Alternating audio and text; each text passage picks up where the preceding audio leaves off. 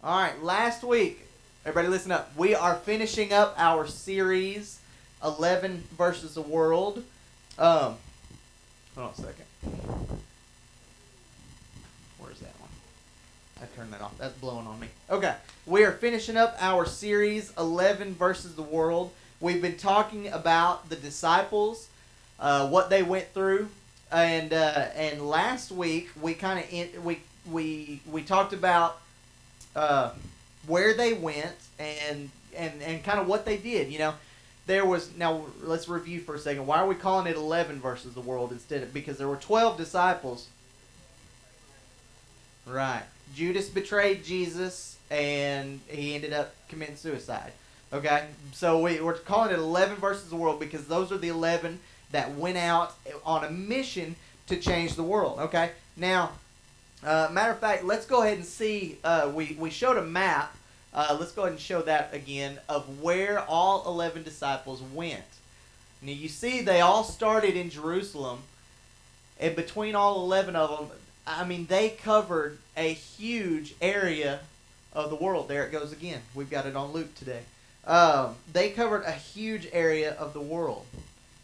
All because 11 people followed Jesus and they had a passion to go out and reach people and tell people about him after he had left. Now, so the disciples set out to change the world. Some of the things that we talked about was the fact that each of them had a specific mission, right? Some of them went to Britain, some of them went to Africa, some of them went to Asia, some of them stayed around in the Middle East, but they all had a specific mission that they felt they needed to accomplish. Okay? Now, we also found out that they didn't let anything stand in their way. What kind of obstacles did they have to face to spread the gospel? Somebody raise your hand and tell me. Huh? I'll count it. What do you say? Persecution. They were persecuted big time. What other kind of obstacles did they have to face? Could they hop on a plane and fly over to the next country? Yeah. They had to walk. They had to use camels. They had to donkeys. Maybe some horses. Yeah. It's not like they could get in their car and just take off. Okay. It was a lot more difficult to travel than it is for us today. Okay. But even because of that, they didn't let anything stand in their way. And then we also found out that they gave their all for Christ. Okay. That's kind of how we ended. They gave their all for Christ. And now, when we ended, I kind of came down a little hard on you guys maybe because we talked about the fact that nearly every one of them was killed because of their faith in some way. We talked about one of the groups over here was talking about Peter and how it's believed that he was crucified upside down. Others were beheaded, and others were stoned and beat to death. And like I said, we kind of ended with the idea that we really don't have anything to fear. When it comes to telling people about Jesus, we don't have anything to be afraid of because of where we live. Here in America, at least for now, we have freedom to talk about Jesus and share the gospel and do that without fear that the government's going to come in and bust open our door and take us to jail. We don't have to worry about that right now. Now, we also gave you a challenge to help you figure out your specific mission, and we told you to think of two people in your life that need to hear about Jesus, two people in your life that are not saved that need Jesus, and we told you to do three things. What were they? What was the first one? Anybody remember? That was actually the second one, but that's okay. We told you to give them a life book. And if you didn't get one last week, we do still have some left. You can get some tonight. What was the other one? Pray for them. Pray for them every day, man. And I know it's hard. I didn't even send out reminders every day. I sent a couple out on Instagram, but I forgot to send reminders out. So I know it's hard to pray for people every day, but it's a good thing to do. And then the last one was, especially if they're teenagers, we told you to invite them to 24/7. Okay, this is, I know it's difficult and it's not easy to share your faith with your friends, and it's kind of makes you nervous and all this this kind of stuff. So, if you'll bring them here, if you can get them to come here, I promise I'm going to tell them about Jesus. They're going to hear about it in some way, okay? But this week, I want to encourage you a bit because changing the world and making a difference really, it seems like a really big job, right? Listen to me. It seems like a really big job. There's so many problems out there that, it's easy to get, to kind of be brought down because of that. Now, we're going to look today at Matthew chapter 5, verses 14 through 16. Parker's going to get that ready for us. Matthew chapter 5, verses 14 through 16. And it says this. Here we go. You are the light of the world. A town built on a hill cannot be hidden. Neither do people light a lamp and put it under a bowl. Instead, they put it on its stand, and it gives light to everyone in the house. In the same way, let your light shine before others, that they may see your good deeds and glorify your Father in heaven. Yes. Now, and we've talked about this before. We've talked about light before, and you probably know a lot about light already, okay? You probably know what light is. We've got the lights on. You can see. You know that light comes from the sun, okay? Light is one of those things that it's kind of neat. It's probably the strongest thing in the world. It's stronger than darkness, anyways. If you you go into a dark room and you flip the switch on, you can see. It's stronger than the darkness. It penetrates the darkness to show you what's there. It reveals what's hidden. It reveals what is what's in the dark. How many of you, when you were kids, were scared of the dark? Are you willing to admit that? I'll admit it. Okay, good. I was too. And that's now. Listen to me. Listen. Why are we scared of the dark as kids? Okay. Hold on. Because there's monsters in the dark. Okay. Now listen. Focus in on me. Listen. All right. Listen. Because there's monsters in the. You see, the darkness is where the bad stuff is, right?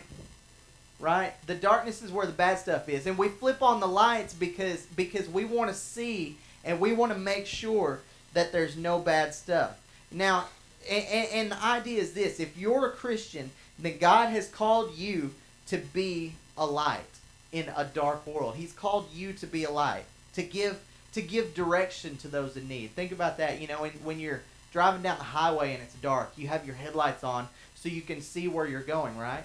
Well, and that's what we're supposed to do, is show people where to go. We, as Christians, we're supposed to point them towards Jesus, right? Okay? So Jesus is the one talking here. He says, you are the light of the world. And he's skipping down. He says, in the same way, let your light shine so that they may see your good deeds and glorify your Father in heaven. So that's light. That's what we're supposed to do, okay? But let's talk about the darkness for just a minute. Let's talk about the darkness. When we think about the darkness, now here's what I need you to understand. When we think about the darkness, we're using that as a metaphor, so to speak, for evil, for sin, okay? Now here's the thing. You probably understand that, but the truth is this, okay?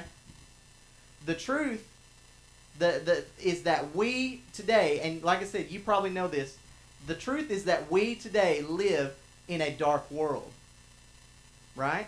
We live in a dark world. All right, everybody listen. Shh, quiet. Turn your phones off. Everybody turn your phones off. Listen. Quiet, please.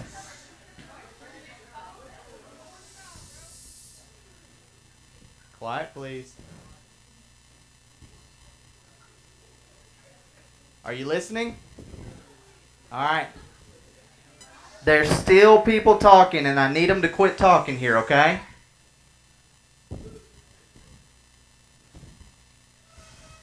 Now, if you understand what we're talking about here, you understand that we live in a dark world. We live in a world that's filled with evil, with sin, with monsters, with things that make us, with things that are bad, right? Now listen to me. I need you guys to listen real close, okay? Because it's in the darkness that we feel hidden. It's like this. Let me just throw this out there. Some of you right now, listen to me. Some of you right now are having thoughts go through your head like, wow, it's dark. I can get away with anything I want. Right? Some of you are thinking that. Some of you are thinking, you know, I can mess with my friend and turn your phones off. I can mess with my friend. I can pick on them. I can distract them because it's dark and Brother Paul won't see me. Some of you might even be thinking even a little further than that. Some of you might be thinking, ooh, I could steal a kiss from my girlfriend or boyfriend, or, you know, yeah. Oh, that's wrong. All right, listen. Quiet, please. Quiet. So hopefully you get the point by now that this darkness we're using to represent sin and evil. You see? Now here's what I want you to notice. If you know, by now we've been in the dark for a minute or two, something like that. Now nobody talking, but if you notice, if you look around a little bit, you can start you can start to see a little bit in the dark, right? Your eyes have adjusted. Listen, your eyes have adjusted, and even though you can't see completely, you can see a little bit. You can probably see the outline of me up on stage. Listen, quiet, please. Listen. You can probably see the outline of your friends. You can't see them completely, but your eyes have grown accustomed to the darkness, right? Now, here's the thing. Listen, here's the spiritual application. Quiet, please. The same thing is true in our spiritual lives.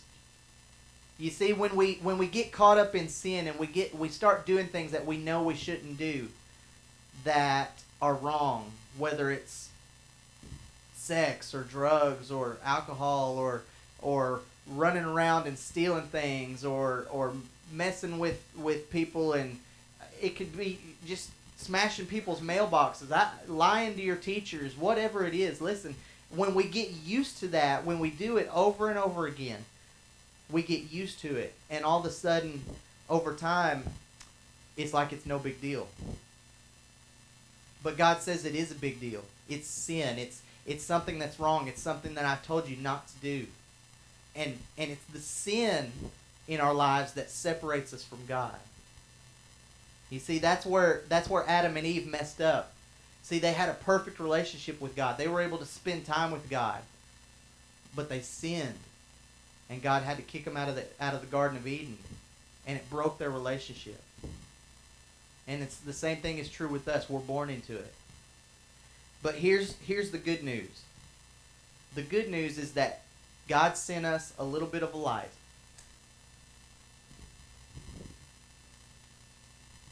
He sent us a light. And that light was Jesus Christ. Listen to me. You got to protect it too. Listen to me. The light was Jesus. 2,000 years ago, God decided it was time to send the Savior of the world. And He sent Jesus down. And He lived a perfect life for 33 years. And they crucified Him. They put Him on a cross and killed Him, even when He hadn't done anything wrong. And the disciples had that light as well. And the disciples went and they shared it.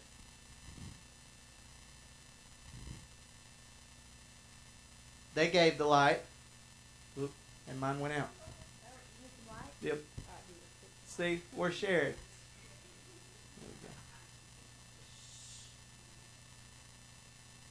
All right. Listen. And Jesus Jesus gave the disciples light. Matter of fact, he told them, just like we just said, you are the light of the world. What he was saying is, if you believe in me, if you're a Christian, if you've accepted me as your Lord and Savior, then you are the light of the world. You are the one that's to point them towards me. Okay? That's what he said at the end. So that they will see your good deeds and glorify your Father in heaven. And see, the disciples went around and they shared the light with others. And if you notice, there's multiple lights now. And they're going to be starting to pass the light to you. Now everybody pay attention. Listen. Listen. As the disciples shared the gospel, they spread it around the world. The light grew. The light became more intense, and more people started learning about Jesus and hearing about him. And they did it, listen to me, don't miss this, okay? They did it one person at a time. Listen, we still got some chattering going on. I need you guys to be quiet, okay? It'll get to you, I promise. But the disciples shared it, and it seemed like such a huge task. It was such a huge thing that needed to be done, and it looked like it would never be done. But they did it. And because of that, listen to me, because of what the disciples did, we have the gospel in America today. We have the possibility and the knowledge of salvation with us today. But all because the disciples went out and told people about Jesus. Everybody listen. It's getting there. Now if you notice, listen, if you've noticed, it's easy, it's not easy to pass that light on, right? We've got the air conditioner going. It's tried to blow mine out a few times already. That's why I turned the fans off, because if the fans were on, it'd really be difficult, especially for all you sitting in the front. So it's not easy to pass this light on, but it's something that we're commanded to do, right? You see, Jesus said, you're the light of the world. You're the ones. God chose. Why he did this, I have no idea, because I'm sure that he could have done something to make this a little easier. But he chose to use you and me to spread his light, to spread the gospel, to tell people about Jesus. He chose to use you and me, people that are not perfect, that mess up every single day. But he chose us to spread his gospel and tell people about him. Go ahead and flip the lights back on if you don't mind. You guys can go ahead and blow your candle out. Listen, we're not done yet. Listen. Here's the thing. Yeah, go ahead and blow them out, because I want you guys to really focus in, okay? Here's the thing. Yeah, just hang on to them right now. Listen. I want everybody to bow their heads. Bow their heads. All right. We're not going to be too much longer. But here's the thing. Some of you today, you came in here and it was, you have a burden for your friends. You've got friends in your life that you know they need Jesus. We challenged you to think of 2 people last week. And you thought of those, and over the week you've been praying for them and you've been thinking about them, and that's become important to you. But it seems like it's scary, and there's a bunch of your friends that need to hear about Jesus. And it's a big task. But here's what I'm going to tell you. Tell them one person at a time. Don't look at it as such a huge task, as a giant thing that needs to be done. Just tell one person at a time. That's all it takes. Because if you tell that person and they get saved and they start following Jesus, and then they tell somebody else and they get saved and they follow Jesus, and then that person tells somebody else, and it keeps going, and the light gets passed over and over and over, one person at a time, lives are changed. and the light becomes brighter, and we see a huge difference in our community, in our state, in our nation, and ultimately in the world. So if you're saved and you've got those friends, just talk to them. Because that's what making difference is about, is showing them Jesus. Now there's another group of you in here tonight, and you may not really understand what we're talking about. You know, who is Jesus? Who is this this person that we're talking about, and what does it mean to be saved and all that kind of stuff? That may be you. And if that's you tonight, I just want to let you know that I'm praying for you. Now, I don't do this very often, but I want to do it tonight.